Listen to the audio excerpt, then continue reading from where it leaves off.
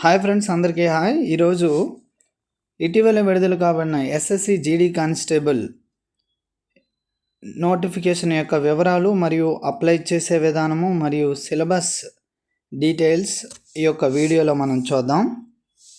చూడండి, మనకు ముందుగా చూసినట్లయితే కానిస్టేబుల్ జీడీ in central armed police forces and SSF and rifle man జీడీ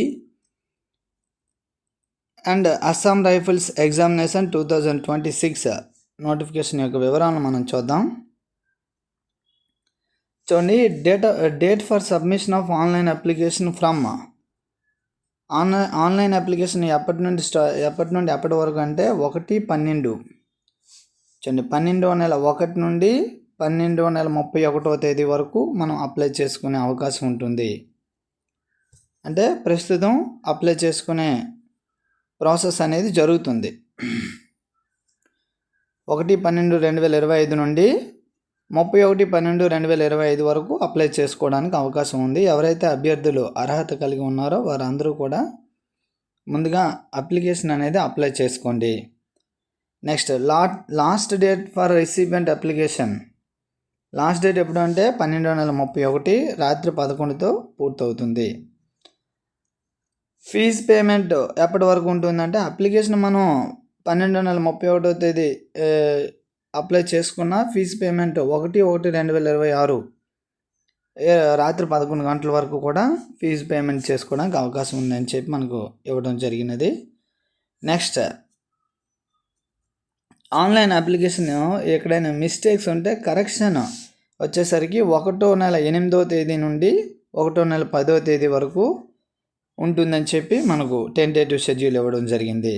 అదేవిధంగా కంప్యూటర్ బేస్డ్ ఎగ్జామినేషన్ ఏదైతే ఈ యొక్క ఎగ్జామినేషన్ ఉందో ఫిబ్రవరి నుండి ఏప్రిల్ 2026 మధ్యలో ఉంటుంది ఇది. సో ఎగ్జామ్ డేట్ కూడా ఎక్కువ రోజులు లేదు కనుక అభ్యర్థులు ఎప్పటి నుంచే ఇటువైపు ఎగ్జామినేషన్ కూడా ప్రిపరేషన్ తప్పనిసరిగా అవ్వాల్సిన అవసరం ఉంది.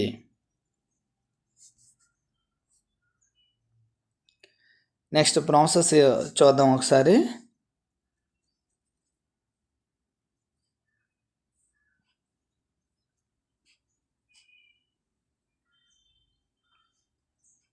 వేకెన్సీ ఏంటి అనేది చూద్దాం. అలాగే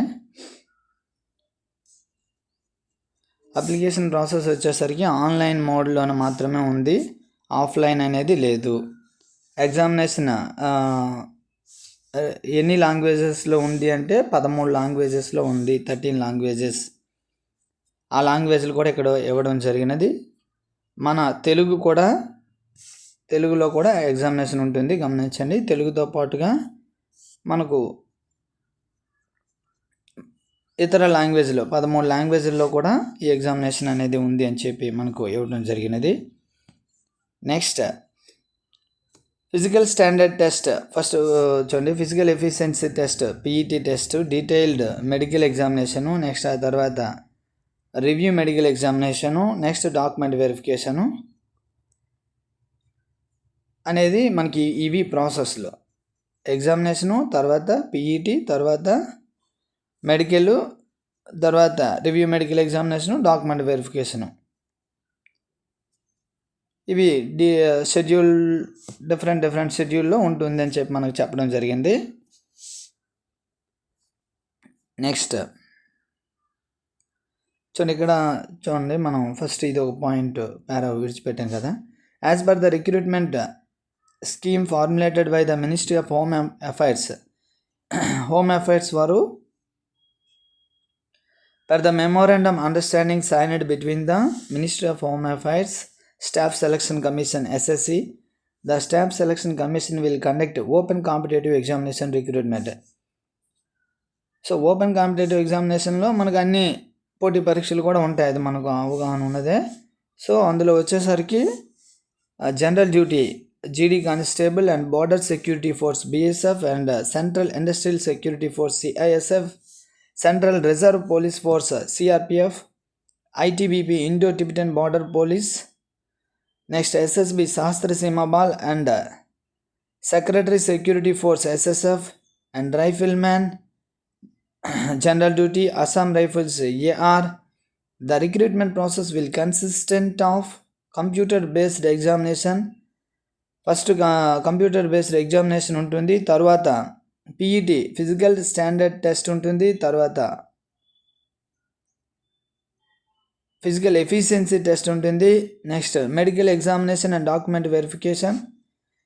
ఇది ఈ యొక్క recruitment process step by step. First preliminary examination ఉంటుంది, ఆ తర్వాత ఈ ఫిజికల్ ఎఫిషియన్సీ టెస్ట్లు ఏవైతే ఉంటాయి, తర్వాత మెడికల్ ఉంటుంది, తర్వాత డాక్యుమెంట్ వెరిఫికేషన్ ఉంటుంది. ఈ ప్రాసెస్లో ఉంటుంది. లాంగ్వేజెస్ వచ్చేసరికి 13 లాంగ్వేజ్లో ఉంటుంది ఎగ్జాము.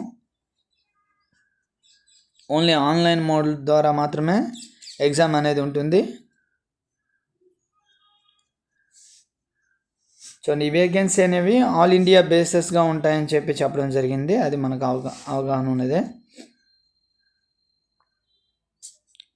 నెక్స్ట్ కొన్ని కామన్ పాయింట్స్ కూడా ఉంటాయి, అవి ఒకసారి జస్ట్ చూసుకుంటే సరిపోతుంది. Final result along with the force allocation will be declared by the commission based on the performance of the candidates. Final result అనేది performance of the candidates computer based examination. Next ఆ తర్వాత final result వచ్చేసరికి ఈ ఏవైతే ఈ standards ఉంటాయో వాటి ప్రకారంగా ఉంటుందని చెప్పడం జరిగినది.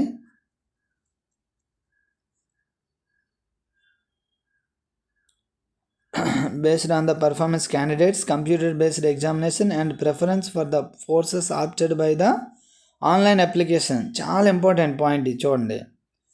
ఇప్పుడు ఫర్ ఎగ్జాంపుల్ ఇక్కడ మీరు ప్రిఫరెన్స్ వచ్చేసరికి ఏవైతే ఈ పోస్టుల రకాలు చెప్పాం కదా మనం ఇందాక, central industrial security force, reserve police force, CRPF, next BSF, ITBP, next SSB శాస్త్ర సీమ బల్, ఇవన్నీ ఏవేవైతే ఉన్నాయో మీకు మార్కులు వచ్చాయి అనుకోండి, మార్కులు నెక్స్ట్ ఆ తర్వాత మీ క్వాలిఫైయింగ్ ఇవన్నీ చూసిన తర్వాత మీరు ఇచ్చుకునే ఆప్షన్ మీరు ఇచ్చేటప్పుడే మంచి ఏవైతే మీకు ఇంట్రెస్ట్ ఉండే ఫోర్సెస్ ఉంటాయో వాటిని ముందుగా ఇచ్చుకోవాలి.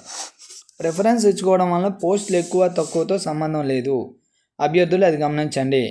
ఎన్ని పోస్టులు ఉన్నాయి, మీరు ముందుగా మీకు ఏదైతే పోస్ట్ నచ్చుతుందో ఆ పోస్ట్ని, ఫర్ ఎగ్జాంపుల్ సిఐఎస్ఎఫ్ ఇందాక మనం ఇక్కడ చూసాం, ఒకసారి చూడండి ఆ పోస్టులు.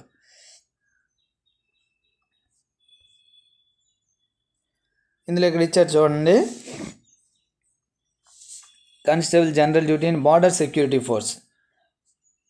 నెక్స్ట్ ఆ తర్వాత CISF central industrial security force, next CRPF central reserve police force, ITBP శాస్త్ర సీమ ball, secretariat security force SSF secretariat security force అంటే మనకి ఏవైతే ఈ సెక్రటేరియట్స్ ఉంటాయో వాటికి ఫోర్స్గా ఉన్నాయి కదా. సో ఇందులో ఏదైతే మీకు నచ్చిన పోస్ట్ ఉంటుందో, ఫర్ ఎగ్జాంపుల్ అది సిఐఎస్ఎఫ్ అనుకోండి, ఫస్ట్ మీరు ప్రిఫరెన్స్ ఈ సిఐఎస్ఎఫ్ని ఎంచుకోవాలి. తర్వాత మీకు ఇంకా నచ్చిన వాళ్ళైతే ఇది ఎస్ఎస్ఎఫ్. మీకు మార్కులతో సంబంధం లేదు, మీకు నచ్చిన పోస్ట్ను ఫస్ట్ ప్రిఫరెన్స్ ఇచ్చుకుంటే మీకు వచ్చిన మార్కులు అక్కడ ఉంటే ఆ పోస్ట్ ఇస్తారు, లేదంటే రెండో పోస్ట్ ఇస్తారు. మీరు ఎక్కువ ఉన్నాయి కదా అని చెప్పి ఏ అస్సాం రైఫిల్ లేదంటే ఏ బిఎస్ఎఫ్ ఇటువంటివి ముందుగా ఎక్కువ ఉన్నాయి నాకు అది వస్తుంది ఆ ఆలోచన పెట్టుకోకండి. మీరు దాని ప్రిఫరెన్స్ ఎక్కడ ఉన్నా కానీ మీకు ఆ మార్కులు వస్తే మీకు ఆ పోస్ట్ తప్పనిసరిగా వస్తుంది. ఇంకొక అభ్యర్థి దానికి ఎక్కువ ఉన్నదానికి పోస్ట్ ప్రిఫరెన్స్ ఇచ్చారని చెప్పి ఆ అబ్బాయికి తక్కువ మార్కులు వస్తే ముందు ప్రిఫరెన్స్ ఇచ్చాడని ఆ అబ్బాయికి ఇవ్వడం అలా ఏం ఉండదు, అది గుర్తుపెట్టుకోండి. సో ప్రిఫరెన్స్ ఆఫ్ ద పోస్టులు వచ్చేసరికి మీకు నచ్చిన పోస్ట్ని ఫస్ట్ ప్రిఫరెన్స్లో ఇవ్వండి, తర్వాత సెకండ్ ప్రిఫరెన్స్, తర్వాత థర్డ్ ప్రిఫరెన్స్. మీకు వచ్చే మార్కులతో సంబంధం లేదు, అభ్యర్థులు అది గమనించండి. అదే ఇక్కడ చెప్పాడు, all India bases where as the vacancy in all other. ఈ పాయింట్ ఒకటి మనం ఆల్రెడీ చూసాము. నెక్స్ట్ ఆ తర్వాత final result along with the force allocation will be declared by the commission based on the performance of the candidate, computer based examination and preference of forces opted by them, online application from subject to their having qualified physical standard test and physical efficiency test and medical examination and other conditions stipulated the notice of the examination. అది ఇక్కడ మీకు చెప్పేది, మీకు వచ్చిన మార్కుల ప్రకారంగానే final result అనేది ఉంటుంది, అది గుర్తుపెట్టుకోండి. సో మీకు నచ్చిన పోస్ట్ని ముందు ప్రిఫరెన్స్ ఇచ్చుకోండి, నో ప్రాబ్లం. ఇంకా డౌట్ ఉంటే కామెంట్ సెక్షన్లో కామెంట్ చేయండి. నెక్స్ట్ 19 పాయింట్ చూడండి. కోర్టు కేసెస్ ఇవన్నీ కామన్గా ఉంటాయి, అన్ని నోటిఫికేషన్లకి కామన్గా ఎవరైనా for example court case, RTI, public grievance relating to the conduct of the computer based examination, preparation of merit list, force allocation of selected candidates and final result will be handled by the SSC. ఈ examination ఇవన్నీ result ఈ examination process అంతా ఎవరు చూస్తారంటే SSC చూస్తుంది, staff selection commission. And the issues relating other matters, namely policy related issues arise in the examination scheme of the examination vacancies, conduct, PET, PST, DME, RME verification will be handled by the Ministry of Home Affairs coordinating the CAPFS. Central armed police forces ఉన్నాయి, వాళ్ళు ఆధ్వర్యంలో జరుగుతుందని చెప్పి మనకు చెప్పడం జరిగింది. Next ఆ తర్వాత admission certificate for the all stages of the examination will not be sent by post. ఏవైతే ఉన్నాయో ఇవి అడ్మిట్ కార్డులు అనేవి మనకు పోస్ట్లో సెండ్ చేయడం అనేది ఉండదు, ఆన్లైన్ ద్వారానే మనం ప్రతిదీ అప్డేట్ చేసుకోవాలని చెప్పి మనకు ఆ పాయింట్ చెప్పడం జరిగింది, గమనించండి. నెక్స్ట్ ఈ యొక్క జాబ్కు పే స్కేల్ వచ్చేసరికి 21,700 నుండి 69,100 అనేది పే స్కేల్, శాలరీ కాదు, గమనించండి. ఉదాహరణకు 21,700 ఉన్న అభ్యర్థికి ఇతర అలవెన్సులతో కలుపుకుంటే శాలరీ స్టార్టింగ్ 50,000 వరకు వస్తుంది. అంటే ఇంకా అదర్ బెనిఫిట్స్ అవి ఉంటాయి, ఎందుకంటే పోలీస్ ఫోర్సులు కాబట్టి. సాధారణ సెంట్రల్ గవర్నమెంట్ గురించి నేను చెప్తున్నాను, ఇవి ఫోర్స్ రిలేటెడ్ కాబట్టి ఇంకా ఆ పైన ఉండే అవకాశం ఉంటుంది, అభ్యర్థులు అది గమనించగలరు. వేకెన్సీస్ చూడండి. బిఎస్ఎఫ్ వేకెన్సీ వచ్చేసరికి 524, అందులో యూఆర్ వచ్చేసరికి 222, economical weaker section 53, OBC 113, ST 58, SC 78. ఏంటి మేల్ క్యాండిడేట్స్, అదేవిధంగా ఫీమేల్ క్యాండిడేట్స్కి అయితే 616. అదేవిధంగా మీరు ఇవన్నీ చూసుకోండి, ఎస్సీ, ఎస్టీ, ఓబీసీ, ఈడబ్ల్యూసీ ఇవన్నీ కూడా. నెక్స్ట్ ఆ తర్వాత సిఐఎస్ఎఫ్ ఈసారి ఎక్కువ ఉన్నాయి, 13,135, చాలా ఎక్కువ పోస్టులు. నెక్స్ట్ సిఆర్పిఎఫ్ చూడండి, కేటగిరీ వైజ్గా మీరు చూసుకోండి సరిపోతుంది, నేను దాన్ని ప్రత్యేకంగా మీకు వివరించాల్సిన పని ఏం లేదు. CRPF 5,366, SSB Sashastra Seema Bal 1,764, ITBP 1099, AR 1,556. At the same time female candidates కూడా గమనించండి.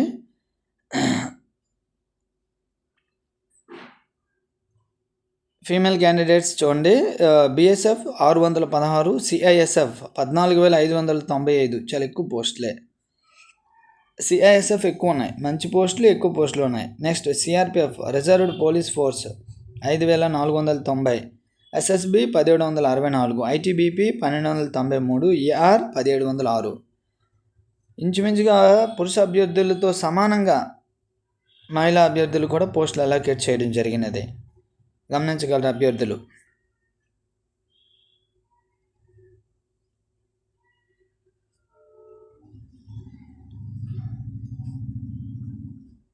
మొత్తం మీద యూఆర్కు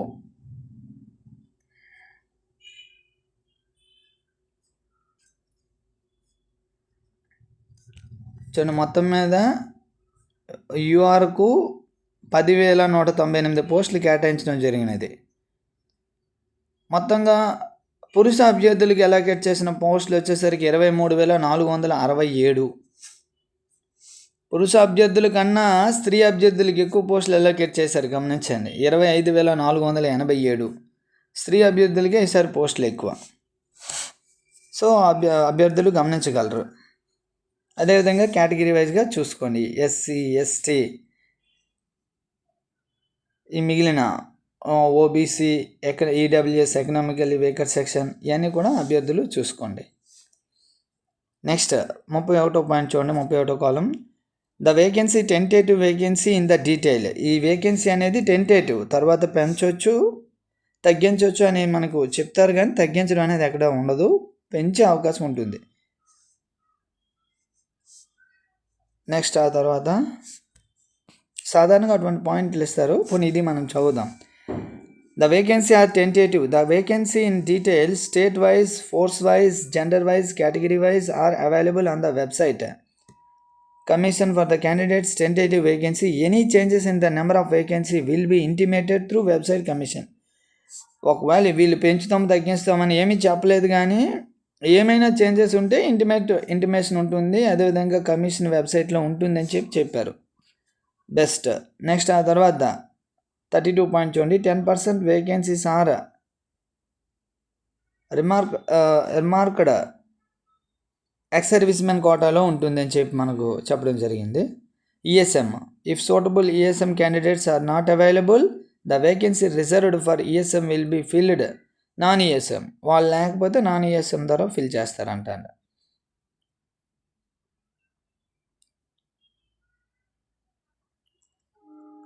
కామన్ పాయింట్స్ ఉంటాయి, నో ప్రాబ్లం. నేషనల్ సిటిజన్షిప్ ఉండాలి, ఇవన్నీ common points. Next age limit. Age limit important, అభ్యర్థులు గమనించండి. ద క్రూషియల్ డేట్ ఏజ్ వచ్చేసరికి 1/1/2026 అకార్డింగ్స్ విత్ ద ప్రొవిజన్స్.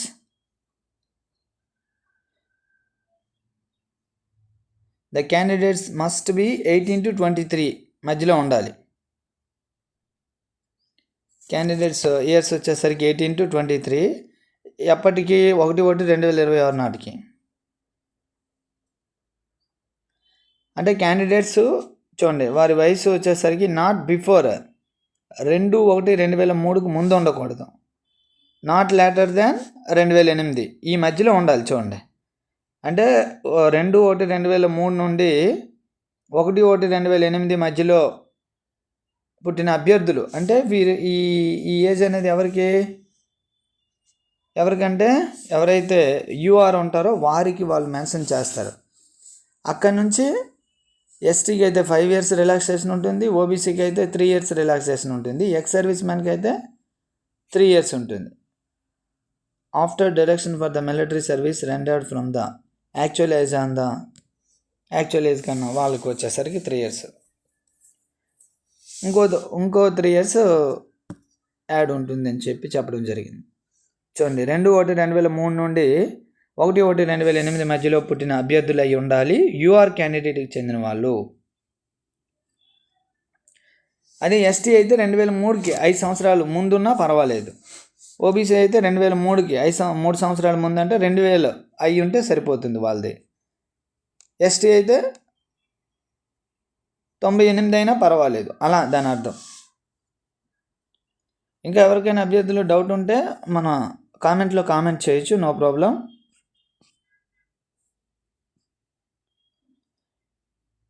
ఇంకా ఎవరెవరికి ఏజ్ రిలాక్సేషన్ ఉన్నాయంటే children and dependents victims killed in the 1984 1984 అల్లర్లో ఇదైన వాళ్ళకి కానీ అయితే 5 years. అదేవిధంగా చూడండి, ఇక్కడ చెప్పాడు ఆ అల్లర్లో చనిపోయిన వాళ్ళకైతే ఎలా ఉంటుంది, లేదంటే డిపెండెంట్స్కి అయితే ఎలా ఉంటుంది, వివరణ ఇచ్చాడు, ఒకసారి చూసుకోండి. అది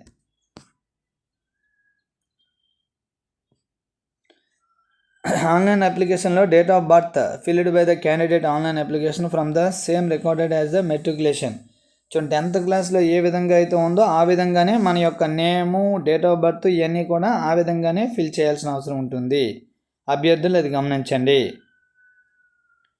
next, ex service man who have already secured employment in the civil side under government regular basis having the benefits reservation given ex service man re-employment are not eligible for the reservation in ESM category fees concession, వాటి కింద fee concession కింద చెందరు అని చెప్పి మనకు చెప్పడం జరుగుతుంది.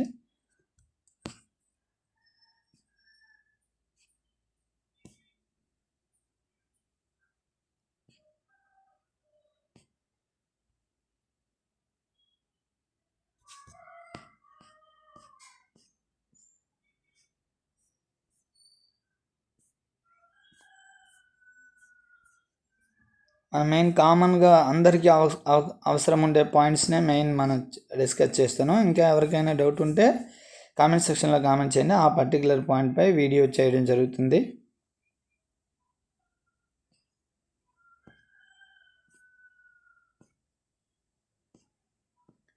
Education qualification చూడండి. The candidate must have passed the matriculation 10th class pass అయి ఉండాలి from the recognised board or university on before the cut off date. దీనికి ముందు మనం సర్టిఫికేట్ పొంది ఉండాలి, అదే పాస్ అయి ఉండాలి. Candidates who have not acquired the essential education qualification as on the stipulated, దీని తర్వాత అయితే ఉండకూడదు.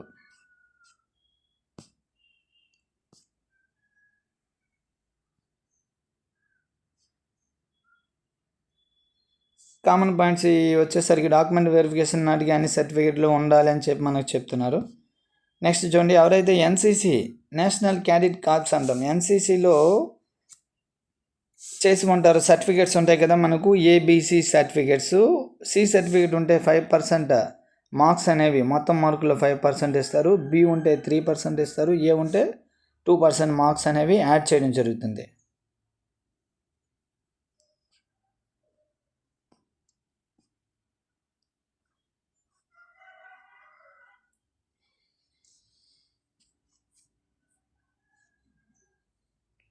అప్లై చేసే ప్రాసెస్ చూడండి, మనకు ఇక్కడ ఆప్షన్లు ఇవ్వడం జరిగింది. ఎవరైనా అభ్యర్థి డౌట్ ఉంటే మీరు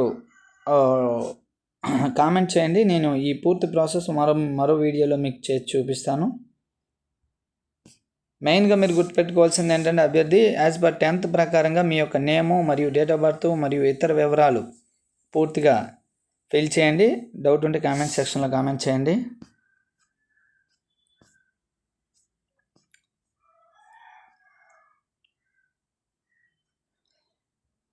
అప్లికేషన్ ఫీజు వచ్చేసరికి 100 rupees. Women candidates and belonging to the scheduled caste and scheduled tribe, ex service man eligible, వీరు వచ్చేసరికి ఫీజు పేమెంట్ అనేది వీళ్ళకు లేదు, ఫీజు చెల్లించాల్సిన అవసరం లేదు. ఫీజు పేమెంట్ కూడా ఓన్లీ ఆన్లైన్ పేమెంటే, యూపీఐ లేదంటే క్రెడిట్ చూడండి, వీసా కార్డు కానీ, మాస్టర్ కార్డు కానీ, రూపే డెబిట్ కార్డు కానీ ఉంది.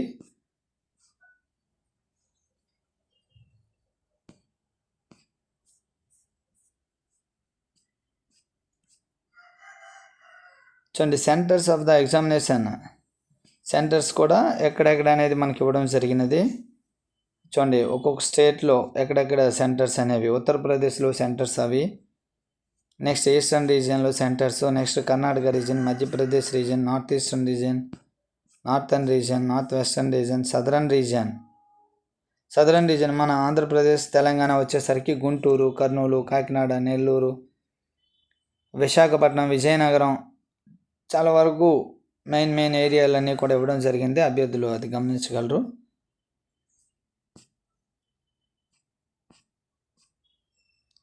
స్కీమ్ ఆఫ్ ఎగ్జామినేషన్ చూడండి, చాలా important. Scheme of examination, computer based examination scheme of examination చూడండి. Part A general intelligence and reasoning, number of questions వచ్చేసరికి 20 క్వశ్చన్లు, మార్క్స్ వచ్చేసరికి 40 మార్కులు. నెక్స్ట్ ఆ తర్వాత part B general knowledge and general awareness, ఇక్కడ వచ్చేసరికి 20 మార్కులు, నెంబర్ ఆఫ్ క్వశ్చన్స్ వచ్చేసరికి 20 క్వశ్చన్లు, మార్కులు వచ్చేసరికి 40 మార్కులు. నెక్స్ట్ ఆ తర్వాత ఎలిమెంటరీ మ్యాథమెటిక్స్ పార్ట్ సిలో 20 క్వశ్చన్లు ఉంటాయి, 40 మార్కులు. నెక్స్ట్ ఆ తర్వాత పార్ట్ డిలో ఇంగ్లీష్, హిందీ 20 క్వశ్చన్లు ఉంటాయి, 40 మార్కులు. మొత్తం టైం వచ్చేసరికి 60 నిమిషాలు.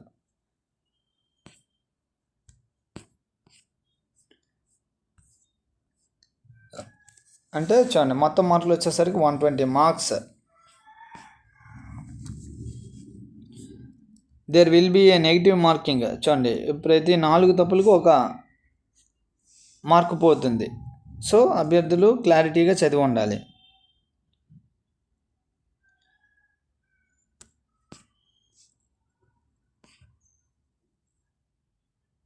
Marks scored by the candidates, the computer-based examination will be normalized by using procedure published by the commission-wide notice. Next ఆ తర్వాత దానికి బేస్గా final merit list, NCC marks, bonus marks ఇవన్నీ యాడ్ చేసుకొని determine the final merit list, cut off marks అనేది ఇవ్వడం జరుగుతుందని చెప్పడం జరిగింది.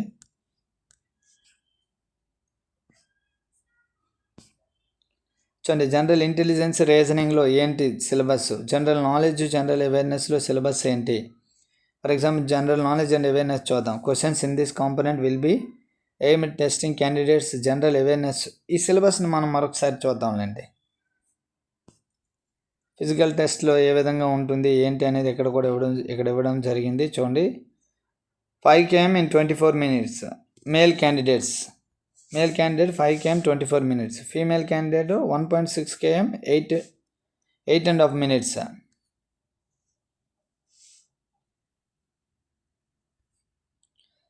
చూడండి ఇందులో రిమార్క్స్ ఏంటంటే for candidates other than those belong to the Ladakh reason.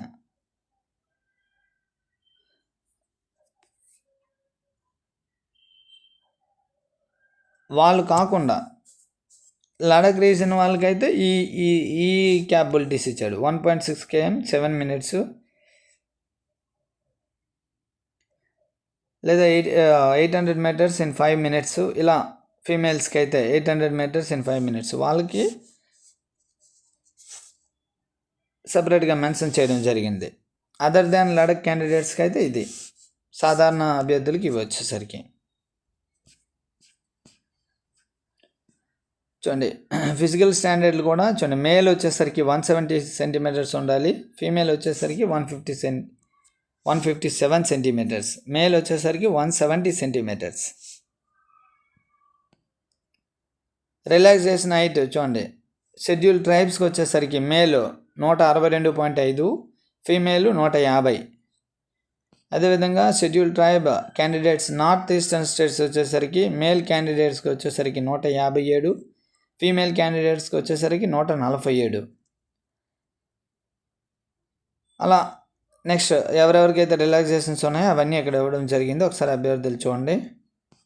Chest అదేవిధంగా రిలాక్సేషన్ ఎలా ఏంటి అనేది ఇక్కడ ఇవ్వడం జరిగింది, అభ్యర్థులు గమనించగలరు. ఇవన్నీ మరలా మరో వీడియోలో ఈ యొక్క సిలబస్ మరియు ఈ ఫిజికల్ స్టాండర్డ్స్ ఏవైతే ఉన్నాయో అవి కూడా డిస్కస్ చేద్దాం.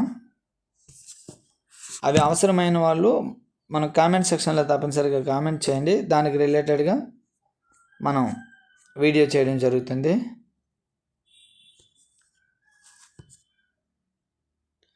చూడండి mode of selection, the recruitment process will consist computer based examination and physical efficiency test PET and physical standard test PST, medical examination, document verification, candidates scoring the following minimum qualifying marks without adding bonus marks.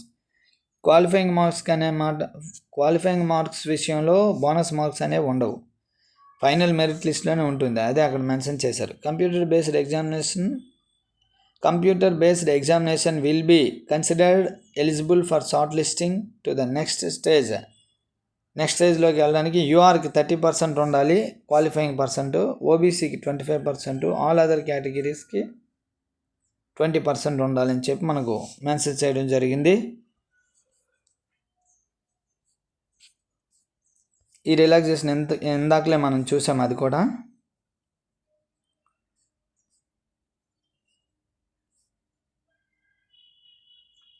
చూడండి candidates give to the preference following central armed police forces వచ్చేసరికి ఏంటంటే order of priority, BSF వచ్చేసరికి A, CSF వచ్చేసరికి B, CRPF వచ్చేసరికి C, SSB D, Sashastra Seema Bal D, ITBP Indo Tibetan border police E, Assam rifles ఎఫ్లో mention చేయడం జరిగింది. Next secretariat force ఏదైతే ఉందో వాటికి వచ్చేసరికి హెచ్లో మెన్షన్ చేయడం జరిగింది. ఈ యొక్క ప్రిఫరెన్స్ని మీరు అక్కడ ప్రిఫరెన్స్లో ఇచ్చుకోవాల్సి ఉంటుంది. ఏదైతే ప్రిఫరెన్స్ ఇచ్చారో ఆ ప్రిఫరెన్స్ ప్రకారంగా మీకు ఎక్కువ మార్కులు వచ్చినా కానీ మీరు ఇచ్చిన ఫస్ట్ ప్రిఫరెన్సే మీకు పోస్ట్ రావడానికి ఎక్కువ అవకాశం ఉంటుంది. సో మీరు ప్రిఫరెన్స్ అనేది చాలా ఇంపార్టెంటు, మార్కులతో సంబంధం లేదు. మీకు వీడియో స్టార్టింగ్లోనే చెప్పాను, అభ్యర్థులు గమనించగలరు. సో ఇది మనకు మెయిన్ పాయింట్స్ వచ్చేసరికి ఇందులో friends. Thank you to all. మరో వీడియోలో మళ్ళీ మనం కలుద్దాం. ఏదైనా డౌట్ ఉంటే కామెంట్ సెక్షన్లో కామెంట్ చేయండి. Thank you to all.